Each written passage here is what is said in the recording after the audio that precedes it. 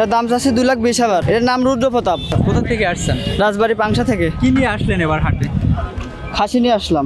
কয়টা নিয়ে এসেছেন? 3টা নিয়ে আসছি। কত টাকা দাম চাচ্ছেন এটা? এর দাম চাচ্ছে 2,20,000। 2,20,000 টাকা। কত জি। মণ মাংস হবে এটা?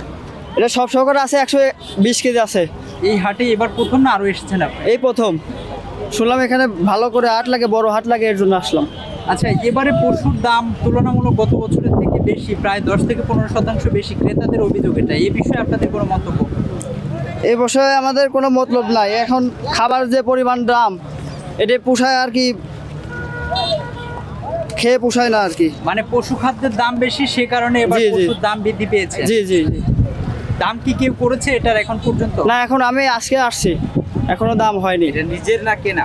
এটা নিজের, ছোট থেকে পুষি। এটা কোনো নাম রেখেছে? কোনো নাম আছে? এর নাম রুদ্র প্রতাপ। জি। কেন দিলেন এই নাম? এর নাম দিলাম যাতে ডাকলে পরে শুয়া দেখায়। মানে রুদ্র প্রতাপ নামই দিতে হবে আপনার? এই আইডিয়াটা কেন আসলো? কি কারণে? আইডিয়া আসলো। ডাকলে শুনে, কথা শুনে? জি জি জি। কিভাবে শুনে আপনার কথা? আমি যেখানে যাব সেখানে পাঁচ যাবে, যা বলবো তাই শুনবে।